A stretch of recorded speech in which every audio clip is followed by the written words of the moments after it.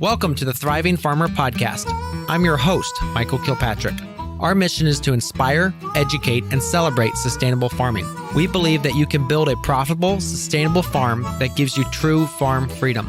Join us as we talk to farmers, innovators, educators, and entrepreneurs to glean their top takeaways in business and life. Hey, Thriving Farmers, welcome to this episode of the Thriving Farmer Podcast. And in this episode, I am so excited to share with you our new Thriving Farmer Summit. Now, this has been in the works for a couple months now, so we've been putting the pieces together, and you may have heard me mention it once or twice, but now it's ready for you guys to enjoy. And the live event, it's a virtual live event, so it'll be happening online, so you can do it from the comfort of your couch, is happening December 6th through 8th. But I highly encourage you right now to go to thrivingfarmersummit.com and sign up. And we've got a bunch of free giveaways going on and all sorts of fun things happening in lead up to the event. So you want to make sure you go today and sign up. So a little bit more about the Thriving Farmers Summit. And we have 30 speakers, everyone from Joel Salatin, Karina Bench, Brian Bates, Julia Shanks, Curtis Stone, Ray Tyler, brand new farmers like Amanda Yeckel, Oscar Chavez, Nick Farah, and Lex and Beth Anatonic, Carrie Chibanowski, and intermediate farmers such as Katrina Becker, as well as we have farmers that have been farming for a few years, such as Katrina Becker and Audrey Tehan, Ray Tyler, all sharing different aspects of thriving as a farmer. So the summit's over 3 days. So the first day is all about farm business. The second day is all about marketing and sales. And the third day is all about innovative crops. And so these presenters are sharing detailed cutting edge techniques, tricks, and tips on building your business, selling more with innovative marketing and innovative crops they're growing and profiting from. So what I'm going to do in this episode is I am going to walk you through a couple of the highlights of the episodes that we recorded. And these episodes are awesome. So some of the episodes, like with Joel Salatin, are just him and I talking back and forth. Some of them are actually slide presentations. So they're sharing a lot of pictures. Sometimes they're sharing videos of their farm and exactly how they're doing things. When we talked to Oscar was talking about the exact hashtags he's using to bring in chefs for his business. So I'm going to share a few clips from these different presentations that I want you to learn from. So the first I'm going to share is Joel Salatin. So Joel obviously started us off at the summit. He talks about what it actually takes to thrive as a farmer. And so what I'm going to do here is I'm just going to play where Joel starts talking about what it means to thrive as a farmer. I think that it means, first of all, that you still are excited to get up every morning. That's important, that you just don't feel beat down. Mm-hmm. And I think secondly, it means that you are not so burdened with every day-to-day thing that you can't get away once in a while and have some downtime. Personal rejuvenation time. And I would say finally, my ultimate is a place where your kids want to be. And, if the kids like it and they want to be with you and want to be there, that's great. And if they don't, then that's concerning. Yeah, because the next generation is the most important part of what we do here. Well, ultimately, if the next generation isn't interested, we don't have a regenerative farm. We have a business that will employ us as long as we want to work. And then when we don't want to work, we don't have a business anymore. Mm-hmm. That's why I say that you actually don't have a farm business. You might have a farm, but you don't have a farm business until you employ two people from two different generations. That's a really good point. And then the personal rejuvenation part, that doesn't necessarily mean you have to go off farm for that. You just need a space for that. You just need a space for that. Maybe it's, being able to read a book or take a picnic out to the back 40 or go fishing or whatever, but enough space to where whatever feeds your soul, that you have a chance to participate in that.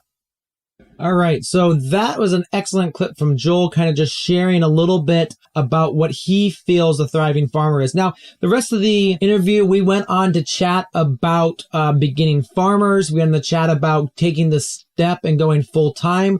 We talked about the importance of regenerative local food and kind of the new trends that are happening, such as in the last 3 years, the average life expectancy for Americans has dropped yet again. So we just talk about how important what farmers do every day, especially those who are regenerative farmers who are working to create better food, is making a difference in the lives of our communities.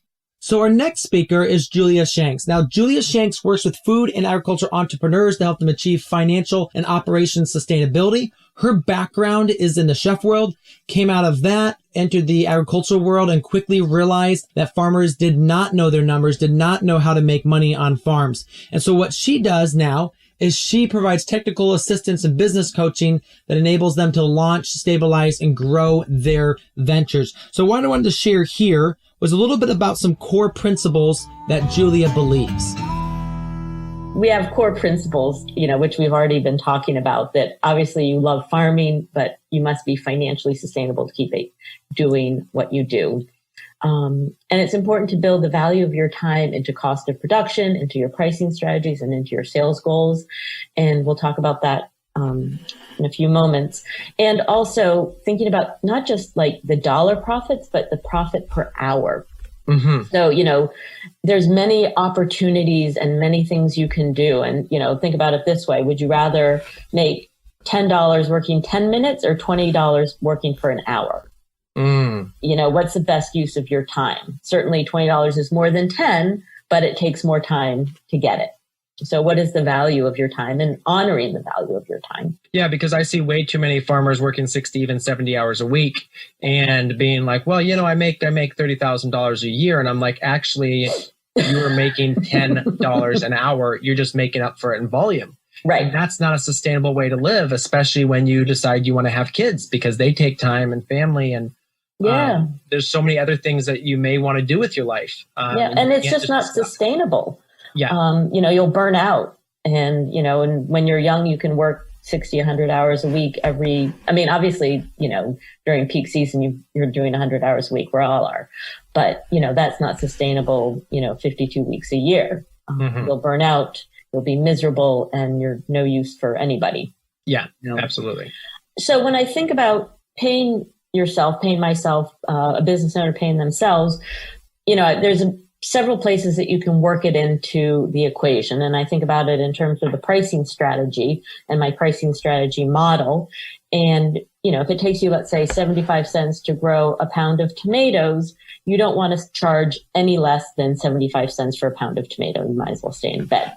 Mm-hmm. The flip side of that, you might say, oh, well, I can charge $10,000 for a pound of... All right. So there you had that awesome clip from Julia. Now, Julia presented on 5 signs of financial health in your business. So she actually walks us through the different areas that she looks at when she works with farmers and thinking about their numbers. And so one of the things I see so many farmers do is they work so hard growing food, they don't know the costs associated with it. They don't know where their money is coming from, where it's going. And so Julia has a great chat, and it's got some great ideas for you as you are looking at this winter, taking your farm business finances and checking them out. So that was an excellent presentation. And that is actually on day 1 of the summit as well.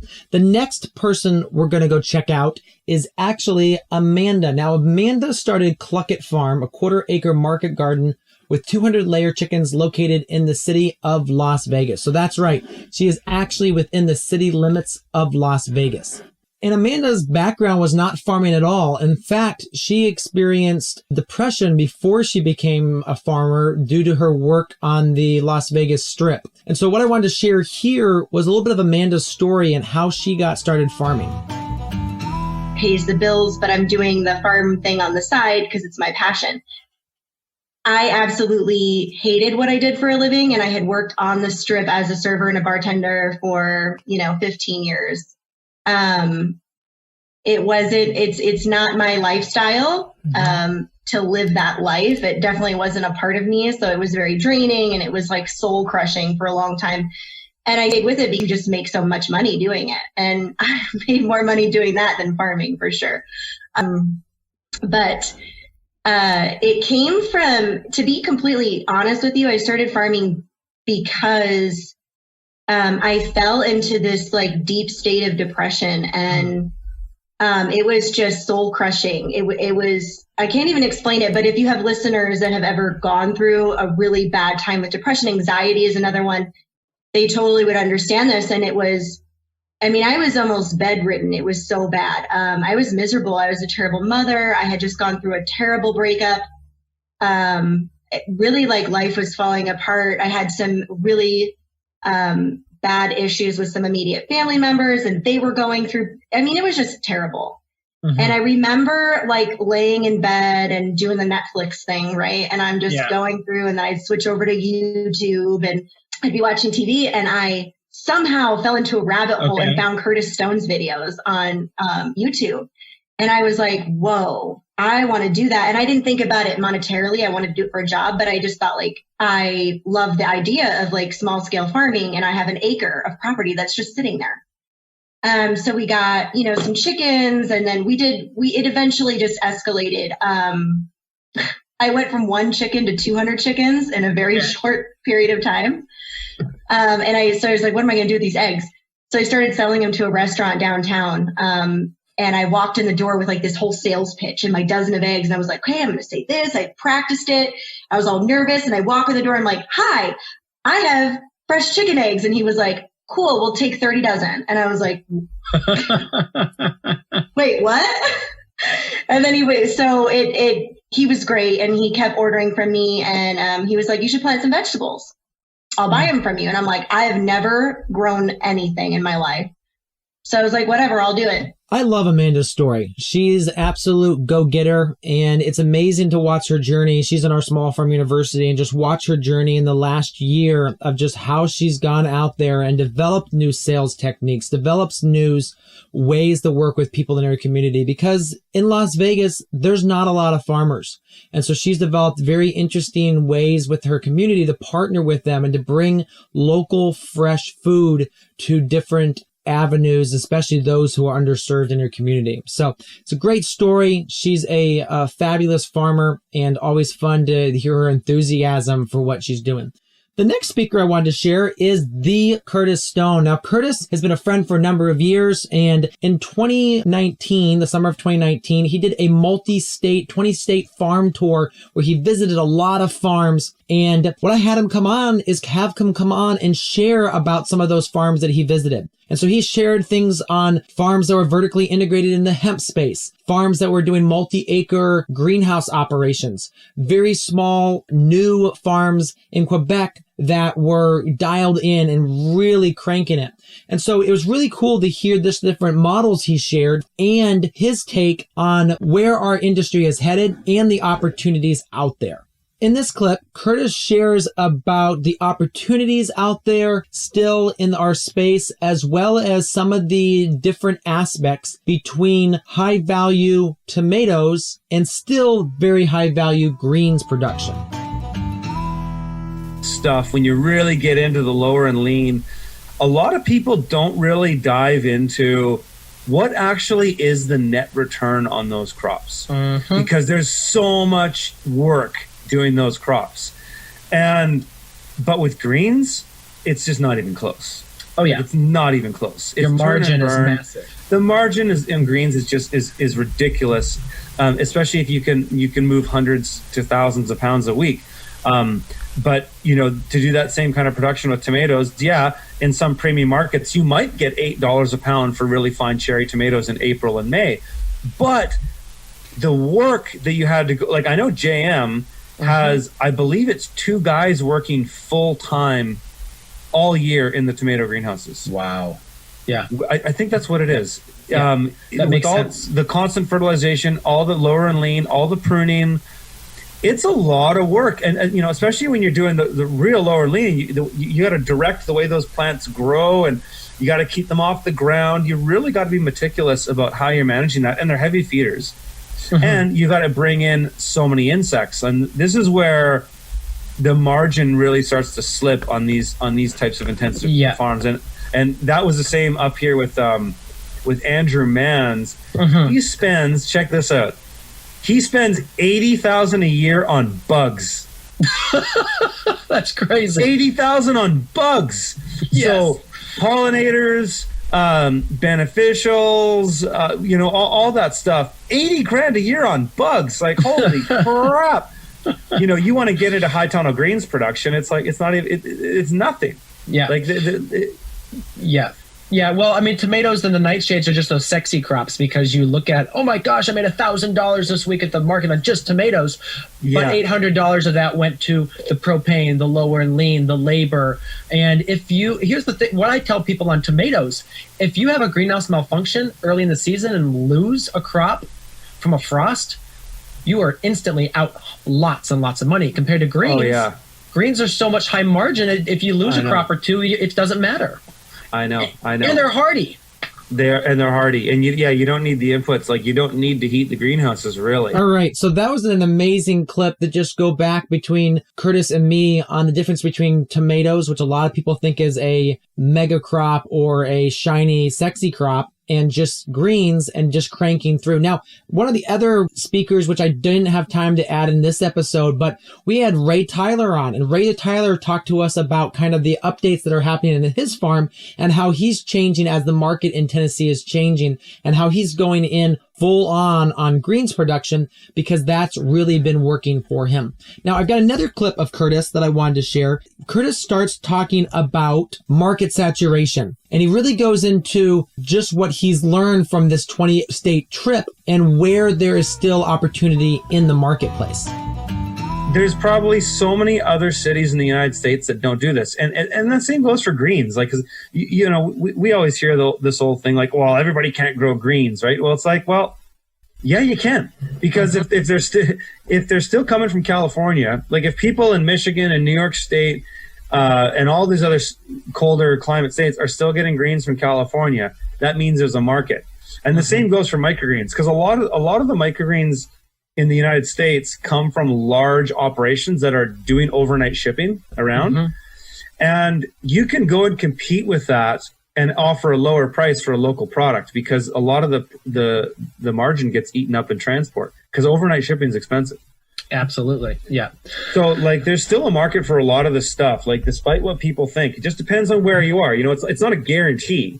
But like, maybe it's worth moving to a place that's a fresh market. Because, I mean, like, come on. Market gardening is not even like 1%, not even 1% of the total food production that comes out of the United States that feeds the United States. All right. So that was another great little bit from Curtis talking about still there's such a great opportunity in the market gardening space. Now, with he said on microgreens, so one of the other talks, which again, actually, he's coming up a little bit later, but he's talking about microgreens. They're less than a year old as a business, and they are crushing it. He just went full-time in the business. Him and his partner did, and it's amazing to hear what they're doing. So a little bit later in the episode, we're going to bring him in and get him to talk a little bit about how they are really leveraging microgreens and edible flowers to grow their full-time income from the farm. All right, so our next little interview clip here is with Carrie. Now, Carrie started the Looney Farm with her husband, Joe, to provide something good and beautiful to their community in a regenerative way. Now, Carrie is not in some easy-to-grow place like the Northeast or even the South. She lives in the middle of Oklahoma, which is a very hostile, very brutal environment. And in this clip, she talks just about how tough it has been to farm out there. I always laugh and tell people like we're not temperate. Like there's no normal. If you don't like Oklahoma's weather, just wait a couple hours. A couple of weeks ago, we had our very first freeze or frost. The day before it was 80 degrees. So things can change very quickly. This morning it was 22 when we woke up. And so this is a very early freeze for Oklahoma. Not ready for that. My crop plan isn't ready for that. So it's been frustrating, and rain has been crazy this year. We had, I think, something like 20 inches of rain between March or April into late June, but then we had nothing for end of June through end of August. And when it's 100 degrees and we have a heavy clay soil, it just bakes. Yeah. So you definitely have a challenging soil, and because of the rain, the stuff runs off a lot. So you're using a lot of protection on that as well. Yeah. What main crops are you focused on? So lettuces are our big thing. That's kind of how we got known in our area, was growing the Salanova lettuce mix. Working with Ray Tyler and his masterclass has really helped, and with you guys. So that's what we're known for primarily. We've had our struggles with that this year just because of the weather fluctuations. We lost a lot of stuff with that, and then the heat. Baby root vegetables. I love Carrie. She is absolutely one of those farmers out there who is just day in and day out working to feed her community and involve her entire family in it too. It's really great to see how she's involved her family and how just they do it as a really a family farm. So let's move a little bit, and I wanted to share Brian Bates. Now, Brian Bates was absolutely one of our top podcast interviews, and I'll let you know a little secret. He was kind of hard to track down for this interview. One of the things I love about Brian is he has intentionally built a business that includes a team that really focuses, as we talk a couple of times in the episode, as a merry group of vegetable growers, a merry band of vegetable growers. And so I was really interested to talk to Brian and hear what he had to say about how do you build that team? How do you build that family of people on your farm that's really helping you take your farm operation to the next level? And so here's what he says. Hard about this whole dynamic for me is like offering them more money has not really changed anything. Sometimes it feels like when you're negotiating, that's like your only leverage, but it really has no value. And so my whole thing is just be a human, like be a human. And I've said that before and I'll say it again, but like, just be a human. So like these people are not just our workers. They're not our help. They're not our crew. They're not our harvesters. They're other humans that we're working alongside with to achieve our goal. We do have a mission, and it's very crystal clear that we're trying to build something good, build something sustainable, both in a financial sense and in an environmental sense, and with a strong community focus. So 85% of our sales are within 12 miles of our farm. That's been sort of a sales end of things. All of our labor comes from the two counties that our farm is kind of on the border of two counties. So we're also not like bringing people in from far away. So, I think being part of that fabric of the community matters from sales and from labor. But you got to treat them how you want to be treated. I've worked on farms and been treated like shit. I was never going to do that. The thing you have to understand is for 2 years, Ann and I built this farm with just the two of us. Half the time we were living in a camper, then we were living in a pole barn. But like, there's not a task on our farm that somebody's doing that I haven't already done. So there's no like, well, I'm going to stay in my office and keep doing this. I didn't even have an office. I was out doing everything. And so I think working alongside people makes a really, really big difference. And also making sure that they get to see many different aspects of the operation. So like, it wasn't like, oh, good, you're here. Today we'll weed because you're here. Like, okay, great, you're here. Well, today this is what we're going to do because this is what we need to do. And we're going to do it together. And so that's been pretty significant.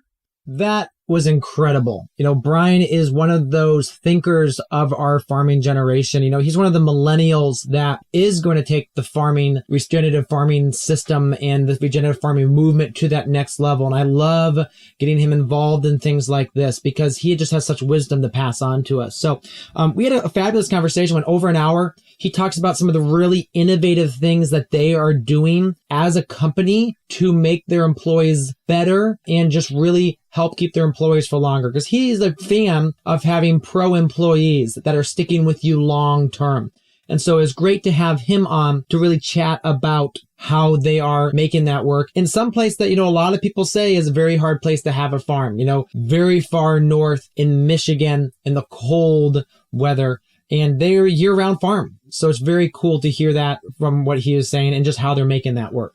So our next speaker is Nathan Cash. Now, Nathan is the co-owner of On the Acre Farm, which provides microgreens, specialty greens, and edible flowers to the Houston metro area. He shares how they started the farm, how microgreen sales have exploded even in a crowded marketplace by focusing on exactly what the customer wants, innovating constantly, and providing great customer service. So let me share with you a quick clip about how Nathan is really using farmers markets to leverage, as well as how he's just using social media to find new customers all the time. This is our first year doing them, and we're loving them. We still have begonias from the summer. They're slowly fading out, but we put out about 2,500 flowers a week. and every one of them is priced individually. So you're paying for every single flower that you get. Well, you have to, because you're taking care to harvest every single one. Exactly. We count them. We sell them in groups of 25, 50, or 100. And if you buy 100, you get the best price. If you buy 25, you get the worst price. And if you buy 50, you get the average price. Gotcha. Very cool. All right. So then you're also doing food prep people, and you said you've worked with those. How did you develop those kind of relationships with the food prep people? I'm in a group on Facebook. It's a local foodie group that has around 21,000 members, I believe. It's huge. Yeah, it's really well run, and it's just about food. And so I go on there on Saturdays. It's called Small Business Saturday. And you can post. That's the only time you're allowed to advertise your business, and only inside of that thread. Yeah. So I don't actually advertise in the thread. I scour it. I search for anybody who's a potential client, and then I send them a message and say, hey, can I come by? Would you like a sample? Do you have any use for microgreens, edible flowers, or anything like that? And that's how I got the cupcakes. That's how I got, all of these small businesses. And they're all local, which is so cool. That's the type of people we want to work with. Yeah. So anyways, that's how we found the meal prep people. Their name is Prepping Sisters. And it's just two sisters that, wanted to get more healthy and started cooking keto for themselves. And then people started asking them to do keto for them. And it became a business. So I just went there one day and I brought a whole bunch of samples, and we we worked together to develop new products to put on her menu, because her clients go online and order what they want, and she delivers them to their house twice a week. So the main thing that we sell with them is our microgreen salad. So that's our mix of microgreens, our standard mix of 16 different microgreens that we sell to all of our restaurants. And on top of that, or inside of it, we add a few snoodles, some pea tendrils, 3 begonias, which will be switching when we run out of begonias. All right, so there you go. You hear Nathan share exactly his strategy for finding new local businesses to work with. And he's in Houston, so not necessarily one of these larger Northeast or West Coast cities that have been known for the foodie scene. So he's really working to develop that as he goes. So our next speaker is Erica. Now, Erica, we've done a lot with her in the past. She and I have done a podcast episode together. She and I run the Farmers Market Success course together, which has been a ton of fun. And we're so excited about the results our members get as they double their farmers market sales. But what we brought Erica on was really to share a overview of the system that we have developed for teaching people about farmers markets, because it's been so successful. So what I want to do in this clip is just share a little bit about how Erica and I think about farmers markets. Like we already mentioned, make your display do most of the work. So a lot of times people get into farming because they're introverts, right? They don't want to do a lot of peopling, as we say. So a lot of times people say like, oh, going to market, it's so hard. Like you have to interact with so many people. Well, what if you made your display do part of the work for you? What if you had a really beautiful display that drew people in? So they were already captivated. They're already excited to see what you have and to give you money because you stand out so much from your peers, right? So there are, again, ways to just really make your stand pop. Then once they're in, you want to customer service the heck out of them. So the more that, you can think about it in your own life too. Places where you love to spend money, places where you love to go back and spend money, where you tell your friends to go and spend money, chances are they have amazing customer service. So, don't just be sitting there on your phone, hoping you don't have to talk to anyone, right? Because that's not really going to enhance an overall customer service feeling. You want to really make sure you are serving people and fulfilling their needs. Next, people love a good promo. What we want you to do, what I really want to encourage you to do, is instead of thinking in terms of how we often think of promotions, which is discounting something as a way to encourage people to buy, I want you at the next market you're at to think of a promotion that actually encourages people to buy more. So there you go. There you hear a little bit about how Erica teaches sales and service at farmers markets. And guys, I want to let you know it works. So Erica goes on, I think about it's a 40-minute or 45-minute presentation. She walks you through the entire system, shares some tips and tricks on how to make that work. So you're definitely going to want to come and check out that presentation. That's on day 2, the marketing day and marketing and sales day. And we've got a ton of great speakers on that day. We've got Erica on that day. We've got Nick Burton on that day. We've got Karina Bench on that day. We've got some great farmer case studies that are just sharing exactly the innovative things that they're doing to market themselves. Our next speaker is William. Now, William is a mushroom mycologist. So he actually specializes right now in cordyceps mushrooms, but his background is wide and varied. And he's actually traveled the entire U.S. visiting different mushroom places and different mushroom growers. And so in this presentation, he really shares about bootstrapping, getting started with no money, and training the next generation. And so I really wanted to share this clip about his journey into becoming a mycologist. Or from the wild to producing it themselves. So I always want people to feel comfortable in the fact that you don't need a lot of equipment or you don't need a lot of background training to begin cultivating mushrooms. So I found that teaching from my home really kind of solidifies that idea, and then a lot of people feel confident in the fact that they could do it from their home as well. And even children can do it. So we have, I believe she was 10 years old in this picture. We had a 10-year-old at one of my classes, and she was cloning cordyceps mushrooms. So really, you don't need much technical skill or much background to be able to start working with mushrooms. And now I do know a lot of kids that are in high school that have very successful mushroom grows, which is really cool to see more young people getting involved. Because it's not that hard, is what you're saying. No, it's not that hard to grow mushrooms. And that previous picture you're showing on the right there, is that actually where your cordyceps grow is? No, this was one of my old labs. So any of the jars or anything that you see on those shelves are just in an incubation stage before they put into a fruiting room. So here we have one of my old grow spaces. This was in a basement, and the walls were covered with plastic film to make sure that I was protecting my mushrooms from the walls, and that I was also protecting the walls from the humid environment that the mushrooms require. It's really good when you're working in basements or spaces with concrete floors that have drains in the floor, so that you can spray excess moisture into the room and be able to have it go down a drain instead of it being pooled up. Whenever I first started growing mushrooms, I really didn't have any funds.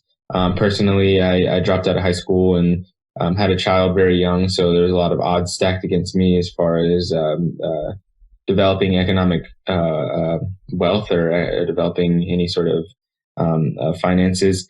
So I didn't really have anything to spare when I started. So I had to figure out how to do it with no money, basically. So I ended up using a lot of space from family members and things like that. And the equipment that I used was oftentimes something I found on Craigslist or something that was really cheap. So this is the reason I bring this up is because you could see the mushrooms are hanging from ropes from the ceiling.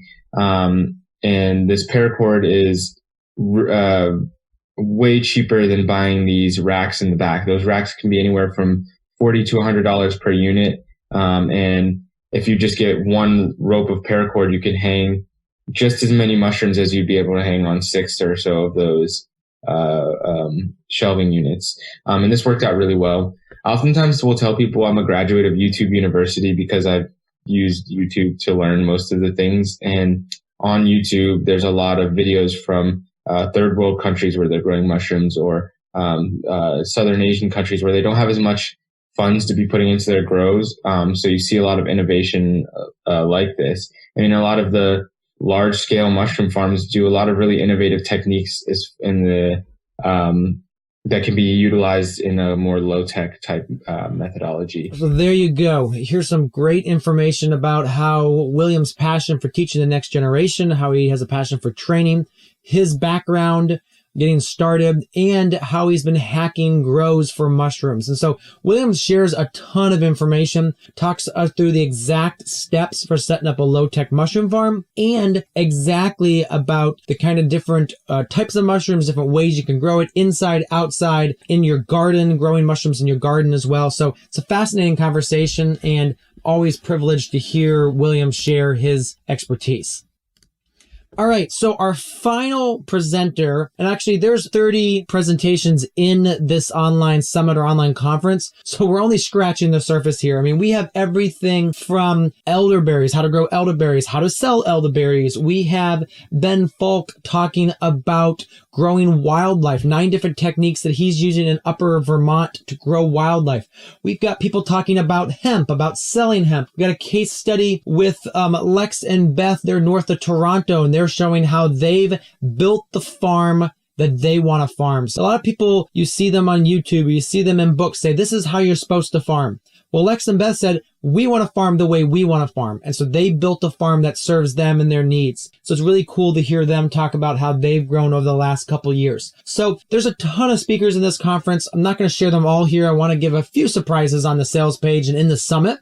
So I highly encourage you to go to thrivingfarmersummit.com and check out all the speakers, sign up to join us. And if you can't make the live dates, the 6th, 7th, 8th, there is additional ways you can get those presentations as well to review at any time that you want. So here, our final presenter is Charlotte Smith. Now, Charlotte Smith has been someone I've been following for a while. She teaches marketing from the heart, and she does a fabulous job going all around the country and teaching online classes to farmers on how to sell their products. And so in this presentation, I really wanted to share with you guys a little clip that she talks about what we're up against and the advantage that small farms have. So check out this clip with Charlotte Smith. Whole Foods and now New Seasons in our area, they make like 2 clicks on their computer, and when they come home for their dinner break, they have grass-fed beef and local vegetables at their doorstep. Mm-hmm. That is what we're competing against as farmers.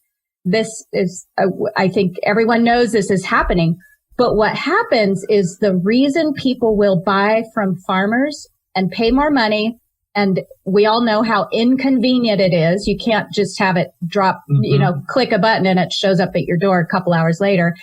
They buy from us because of relationships, because we have shown them how important they are to us, not because we've tried to force them to understand how hard we work to produce something that's really expensive. Okay. So, yeah, go ahead. There, you said what Amazon can never provide is that relationship. They Absolutely. cannot, even if Amazon went out and tried to build a farm and put a farmer on it, that relationship would just not be the same. Nope. And I have had big, huge corporate farmers come to me with tens of thousands of acres, selling a lot of product online this way, click, and they'll say, okay, we need you to teach us how to market from the heart so that we can sell more like you guys are. And once you get that big, they can't. They have to go a different route.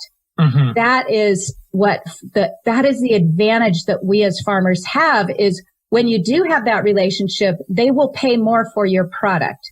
If you don't have a relationship, they're looking for the cheapest, most convenient deal, which is the big, huge corporations.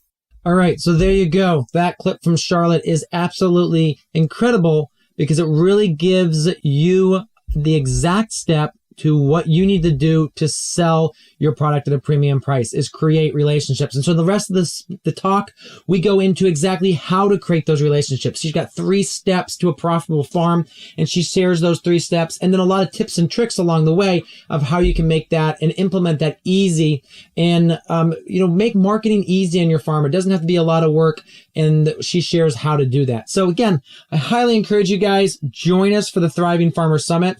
Did I mention it's 100% free to join us? I really am just incredibly grateful to all these farmers and educators that spent so many hours with me on Zoom, going back and forth, sharing their information, sharing the presentations, and just sharing their time and their expertise. If you were to pay every one of these presenters for their time, it would be thousands of dollars, and you get it all for free. They've been very generous to put it together with me in this Thriving Farmer Summit. So I don't know how many countless cups of coffee I've consumed, hours I've spent in front of the computer. Our editor, our video editor, did a fabulous job of editing all the talks down. We've got our graphics people, I've got our web team, which built out the entire beautiful summit experience for you. On the days of the summit, you can just click and watch the presentations, then get the buttons to go directly to these people's websites and find out more information about them. So come on over, www.thrivingfarmersummit.com. and grab your free ticket today. Can't wait for you to join us. So there you have it, another episode in the books. So I'd love if you would hop on over to iTunes and leave us a rating and a review. Those mean everything to us. We love to hear what you're thinking. If you have a podcast guest that you can recommend, please pop on over to the Thriving Farmer podcast